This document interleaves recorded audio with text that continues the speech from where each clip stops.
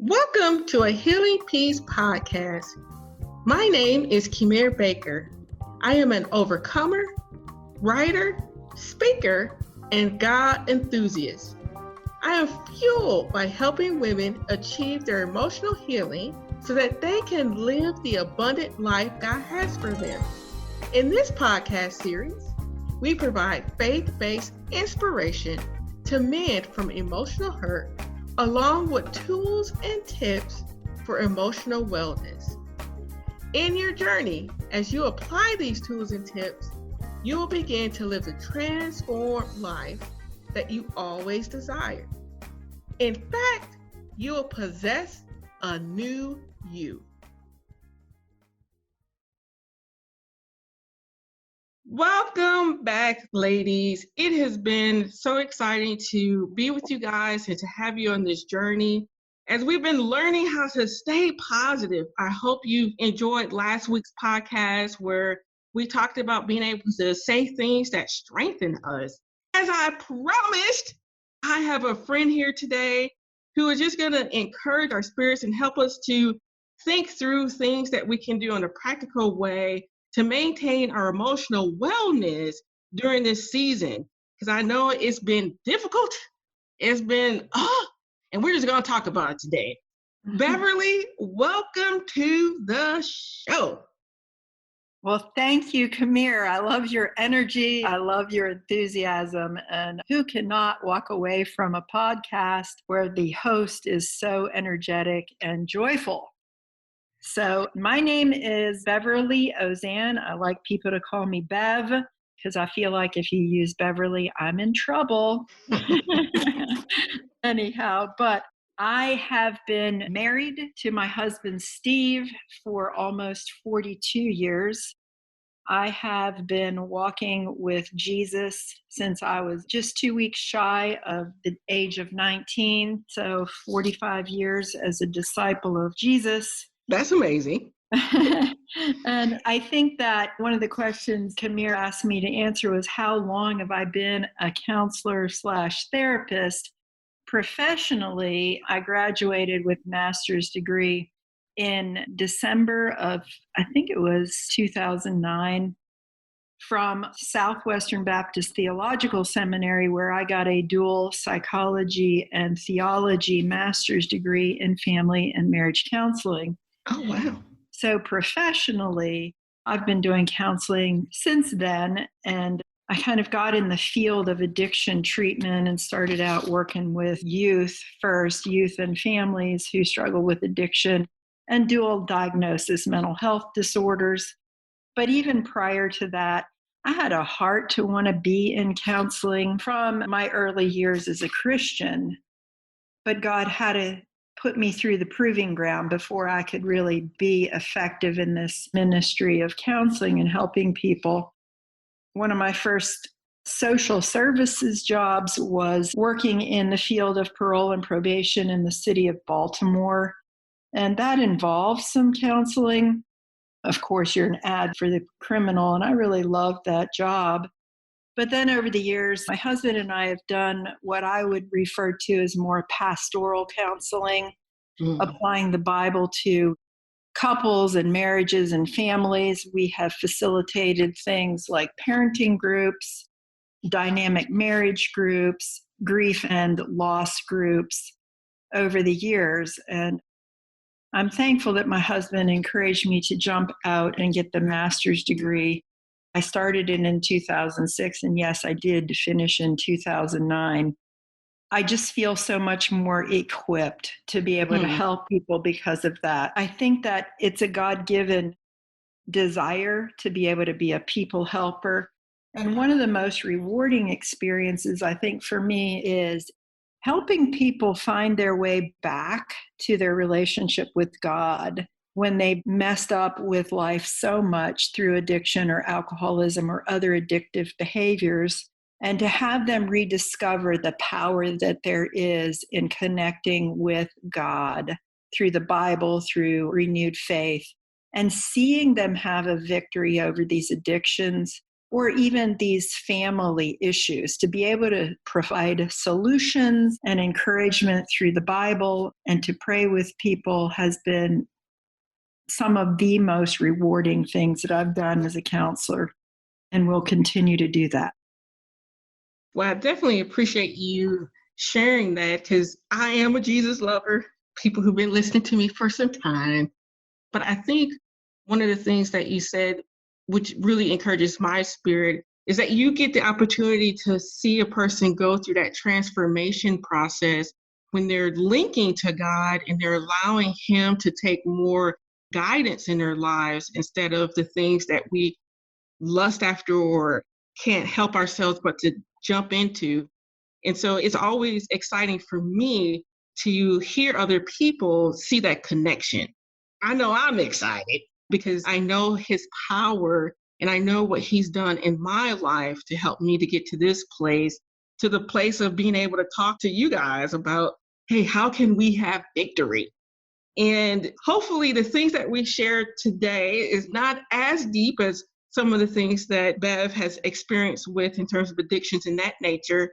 But we're going to just take a step back and look at small things that we can do in our everyday life while we're in isolation and how to have victory over our emotions and our thoughts and all those things that can kind of plague us.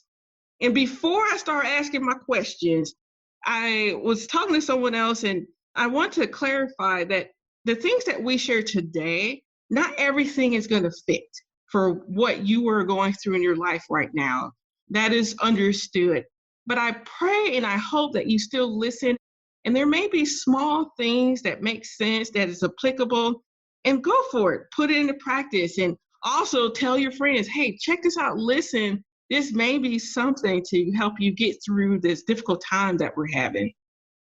And so I wanted to start with the most common question is what is typical of responses for being in isolation and dealing with how the world has readjusted itself? What are some of the things that you've seen people discuss and talk about as they try to manage what's been going on? Well, okay, that's a really good question. And I think some of this could be age related too. I have an 89-year-old mother who tends to worry a lot, not as much about herself as she does about her adult children. And are they going to get this disease? And are they going to survive? And how are they going to do getting through this? So I know as mothers, especially of adult children and who are isolated, my mom lives on her own, although she's not too far from my oldest brother, they're still practicing social distancing from each other. So the tendency is for anybody, though, in all honesty, is to worry. I think that very few of us have been untouched by this in one way or another, because I've got family members who are first responders. They're either doctors or nurses or EMTs. One of my brothers is on the front line in DC with a testing tent. He's an administrator at a hospital. And so some of them are feeling the stress of long hours and being exposed repeatedly to other people's disease. So we've got that end of worry and stress. We've got the worry and stress of people who've lost their jobs. Right. And what does this mean? And I've been put on furlough. And how long is this going to last? How long are we going to be expected to stay away from work or live without any kind of income coming in of any significance? And there's just a lot of questions out there. There's a lot of confusion. And one, there's the anxiety of all of this. And we have more questions than we have answers. And two is depression. I'm lonely. I can't connect with people. Some people are very much extroverts, and this is very hard on them. Like, I am so used to touching people and hugging people and patting people that it's really hard.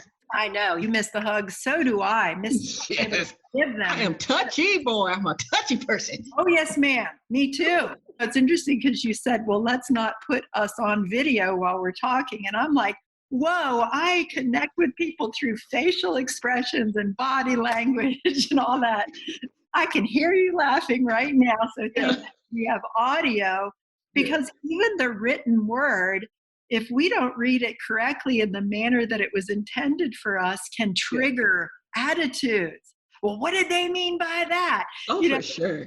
So if we're texting people or emailing people, some of our stuff may not be well received on the opposite end because they can't read the heart where it was coming from. So I just want to remind people of that. So probably the number one or the top things that people are going through are anxiety and depression. And then I think that you mentioned it too, grief. Yeah. People are losing their jobs. Right. Or they're losing family members to this disease. They have people that are stuck in nursing homes and they're not allowed to go see them. Or people go into the hospital and we can't have the normal way of connecting by going and visiting. It's a very challenging time for everyone, I think, in one manner or another. Yeah. And all the things that you shared, I've definitely have had some experiences with it, if it's not myself or friends and family. And that's why I had wanted to take this time to kind of address those top three that you talked about, the grief, anxiety, and depression, because I know in general, it's a battle to maintain your emotions and the way that you think. But now in these extraneous circumstances, it's like it's heightened and it's like, oh, times 1,000. And so I wanted to give our audience an opportunity to kind of take a step back and first know that you're normal in terms of how you respond to these things, and to not feel like, oh, I should be better. I shouldn't have these thoughts. And it's like, because of the depth and the magnitude of what we're experiencing, they're going to be there. Yep. They're just going to be there. But what we want to try to accomplish is to not allow those fears, those thoughts to suffocate you from living your everyday life. Yeah. And that's why we're here. We're going to talk about that. Well, yep, we need to talk about it. All right. We really do. Let's go with the grief perspective. I remember I was having this conversation with a friend of mine, and I was saying, because of losing jobs and losing your way of life, that's a form of grief. Absolutely. And the person responded, well, how is that grief? So I figured that would be the first good question to ask you. Can you describe what is grief? Yes. Thank you for asking that question, because honestly, we're all experiencing moderate to high levels of stress and loss. And I would call this time very traumatizing for many people. And a lot of people think, oh, well, post-traumatic stress, and we're not even going to call it a disorder right now. And we're not even past, we're in the midst of some stressful situations. And Alan Wolfelt, who's a grief expert in Colorado, has called or referred to post-traumatic stress as traumatic grief. Traumatic grief and loss. These things are coming out of the blue, blindsiding us. We're being knocked upside the head. Some of us have lost family members and so forth. So traumatic grief, and it's a time of confusion. Elizabeth Kubler-Ross described grief with 5 different stages. These are not stages like sending a rocket up into space. Stage 1 drops off, never to be seen again. Now, That's a good one. These are facets of emotions that we go through that we can come back around and re-experience as we're working through them. So they're in no particular order, and they don't have to happen in any order. But I'll start with the way she typically does. And the first one is denial. That's like shock or numbness. How can this be happening? We're stunned. We kind of feel nothing. But this shock, this almost frozen feeling, and I think you described a friend feeling paralyzed the day she found that she was laid off. Who could have expected this? And so we can be stuck in that too. Like, I don't know what to feel. I can't cry. I can't think. I'm just shocked. How could this have happened to me? How could this have happened to a family member or whatever? There's the feeling of anger. Yeah. And anger is definitely a secondary emotion to pain or hurt. So anger, how could they do this to me? I'm a great worker. Or how could this have happened to my family? Or how could this have happened to my loved one or me? I've taken all these precautions. And we just kind of get mad. Sometimes we get mad at God, which I find very common, is just this, why me? Why are we going through this? This is stupid. Is this really what we need to be doing? I'm experiencing financial ruin. I'm going to lose everything. This is very scary. So anger comes out of fear as well. Then there's bargaining. The bargaining stage often is this, I'm replaying and replaying and replaying over and over again events that happened, and how could the confusion of, and trying to work through, how could this have happened and who's to blame?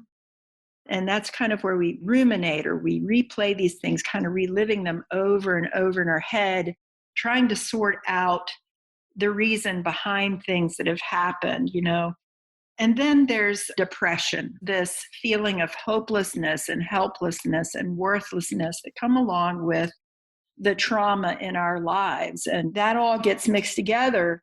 We can come back around each one of those, but working through that, the whole point of grief is you can't avoid it. You have to work through it. And the goal is to get to a point of acceptance. This is my new normal.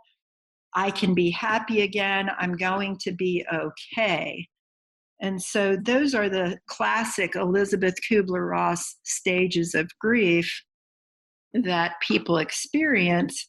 And part of my story is when I was 25, I gave birth to a child, a healthy baby girl named Charlotte. And Charlotte lived for about 7 weeks, and then she died of sudden infant death syndrome. Oh, wow. So definitely a traumatic grief event. And it was a journey to work through all of that. So one of the things that I did was I made sure that I talked about it, but it really was something I didn't even know help was out there for grief. And I got caught up in the shock and the numbness, feeling like, oh, we're doing fine. We're okay. So I didn't seek help. And we went on ahead and tried to have another child. And really, I wasn't emotionally prepared for that. And I don't think my body was either. So we went on and we had a son who was born premature at 32 weeks gestationally, and he didn't make it either. He lived about 3 weeks in the NICU. And so I developed post-traumatic stress, and I'm going to call it post-traumatic stress injury. Psychologists and psychiatrists are changing the way we call that, because with PTSD, it's not what's wrong with you, it's what happened to you that is prompting this traumatic grief that we experience, even in events like this COVID virus thing, because we feel that we thought we had control over the world and now we don't. And what's going to happen? And is everybody going to die that I care about? And so for me, how I worked through this grief and loss, I mean, I was afraid a few things. One, what if I never get to be a mom? And I remember turning to my relationship with God, and as I was putting my daughter's things up in the closet, asking that question, and the small, still voice, I believe, of the Holy Spirit came back to me. Even if you never get to be a mom, have plenty of important things to do with your life that will have meaning. And being a mom was something that my identity was wrapped up in too. And then I also remember thinking, well, God, what if everybody I care about dies? I don't know if I can handle this pain and this loss. And then I was reminded that, you know what? God is never going to leave me, and he's never going to forsake me. He'll always be there for me. So even if people that I love and care about have to move on to the next spiritual realm, to heaven, I still have my relationship with God, and nobody can take that from me. And that gave me a great sense of peace. But combined with that too, I was reminded when we went to a church service, our daughter died on a Sunday morning, and we were able to get to church, and the pastor quoted from Job 13, I believe the verse is 17, though he slay me, yet will I trust in him. And when I heard that, I thought, you know what? I have to trust in God. Where Mhm. else am I going to go? And that was a decision that I made. Another thing that was helpful to me is when we got home from the hospital the day our daughter died, I looked at my husband and I said, "What are we going to do now?" And he said, "Well, I think we need to pray." And so we got down on our knees and he prayed, and then I prayed, and what came to me was a scripture, Romans 8:28, that says, "All things work together for good for those who love the Lord and are called according to his purpose." And part of my prayer was, God, our daughter dying is not good. Please help me see good things come from it. And I think that looking for the good and having that mindset for me was really helpful through all the blur and the shock and the numbness of having that help me see good come from the bad things that happen in life. And that really has been something for me moving forward from that time, is really looking for good. Over the years, studying out and trying to figure out how am I going to manage my flashbacks, my panic attacks, my Oh, nightmares. yes. When I went to a grief group for parents who had lost children, and please, there are many grief groups out there that we can go to. And that was one of the most helpful things I did, as I heard other people sharing a common set of emotions. I remember having this sort of sigh of relief. Oh, Right. this is normal. Yeah. This is normal, what I'm going through, because I really thought I was losing my mind. And then to hear other families talking about a shared experience and how they were working through it, and some of them were ahead of me in the process, ahead of my husband, it was just like, oh, there are answers. Help is out there. Thank you, God. So connecting with other people, even if it's just through Zoom or some other FaceTime or some other platform where we can see each other and hear each other, or standing 10 feet away or 6 feet away from a friend and having a conversation, even though you can't touch. But being in proximity to each other is really key. I think we need each other. People have been so helpful over the years, and talking about what I feel and having other people say, "Me too," and "This is Mhm. what helped me," has been probably one of the greatest helps there. I could go on and on about things that helped me, Mhm. Kamir. I think about Philippians chapter 4, which became a touchstone for me in dealing with panic attacks. Philippians chapter 4 talks about rejoicing in the Lord always. I will say it again, rejoice. Remember, God is near. Therefore, do not be anxious about anything, but in everything through prayer and petition with thanksgiving, make your requests known to God. And the God of peace, which transcends all understanding, will guard your hearts and your minds in Christ. Therefore, think about these things: whatever is pure, whatever is lovely, whatever is noble, whatever is admirable, whatever is praiseworthy. Think about these things. When I read that in context with my loss and my panic attacks, one of the things that first caught my attention was, hey, don't worry is a command. So it's possible to not worry. And that's exciting. So, okay, Paul, how do I do that? So he says, do not worry, but pray with Right. thanksgiving and make your requests known to God, and the peace will follow. So I thought, okay, I came up with a mantra. You know how they had this stop, drop, and roll when you Mhm. catch fire? Well, I was like, okay, I'm going to catch the fire of anxiety because I could bring on a panic attack by having one. So I came up with this mantra: stop, drop, and pray with thanksgiving. Huh. And it was a shift away from focusing on the things that were triggering the panic to, well, what do I need to think about? The very essential thing is I've got a lot to be grateful for. And that's where I wanted to go. And it was revolutionary for me when I would begin to feel a panic attack come on. It was my stimulus to stop and drop and pray with thanksgiving and get my mind on what I needed to. because I couldn't control the things that I was worried about. Nobody controls who lives or dies. Nobody's going to control the outcome of all this, but God knows and God cares. And that gave me great encouragement. And literally over time, and as I practiced that, as I put that into practice, the peace of God that transcends all understanding took over. And in psychology, we talk about cognitive behavioral therapy. We talk about cognitive distortions and cognitive restructuring. And those are all fancy terms for mind change. And Romans 12 talks about how we can be transformed by the renewing of our mind. So if we get stuck in some of these facets of grief, for me, that replaying and replaying and replaying of these awful events produced more and more panic. And once I realized that me going back and thinking through everything and replaying it was, to quote someone I read way back when, an exercise in futility.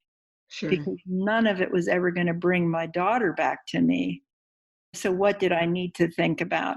So I think about if I lost my job, or if my spouse lost a job and we're not going to have that income, I need to get busy and think about, how can I get through this? How can we get through this? What do we need to do to get help? Because help is out there. And just even talking it through with other people, I think it's amazing how when you share this hurt and this concern that we're going through right now with others, sometimes they have some ideas that you didn't know about.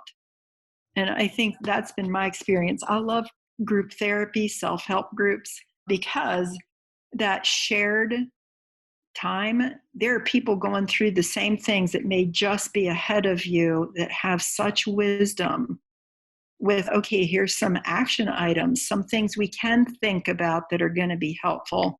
Like Philippians 4:8 says, think about these things instead of those. That's cognitive restructuring, by the way. Instead of thinking about what's ailing you or what's hurting you or what's concerning you, what can I think instead? And even having some answers to the questions are very helpful when we go through grief and loss. And normalizing that too. You're not crazy. This is very normal, the feelings that we have, but we just have to work through them. Sure. So I guess I'll take a breath there. I know. I was like, oh, she said a lot. And I was taking notes as you were speaking, because just to try to highlight some of the major points that you brought through what you were sharing. And the top things that I wrote down was conversations, being able to figure out a way to connect and share your experiences. And by doing that, also having others share their experiences, you get to see that you're not alone. And I think that's very important. The other thing that you talked about, which I think is instrumental, is that you, in dealing with your loss, you had to wrestle with God. Yes. It wasn't something where it was like, oh, God, I believe you today. And okay, thank you. But I appreciate what you shared, because you see the evolution of keep going back. You got to keep going back. You got to keep going back and keep laying these things at his feet and keep reinforcing his truth to get you to that place of wholeness. So I appreciate you sharing that as well. And also too, because I'm seeing that we're running out of time, and what I would like to kind of focus a little bit more, if you come back, please come back, is talking through some basic things. You started that, but I want to flush it out a little bit more of that cognitive behavior restructuring, that mind change, and flush through a little bit more of those practicals that you were giving us, because I know that it's difficult to do it every day sometimes. Yes. Be able to come up with some practical things that we can do so that we feel like we're being successful and this period is not suffocating us. So within that, would you please come back? Oh, sure. Okay, great. So for those who are listening, please come back next week and we'll hear more from Bev in terms of how to get to that place of mind change and shifting. And I also would like to add that what I'm going to do for the next 2 weeks is continue my little playlist. I've gotten some good reviews. People like my little music. And so every Friday, I'm going to do a little playlist. And I think it's a good way for me to let you guys know that I'm still thinking about you guys and instilling something positive in your thoughts. So come back next week. We're going to have a great time. Thank you for listening.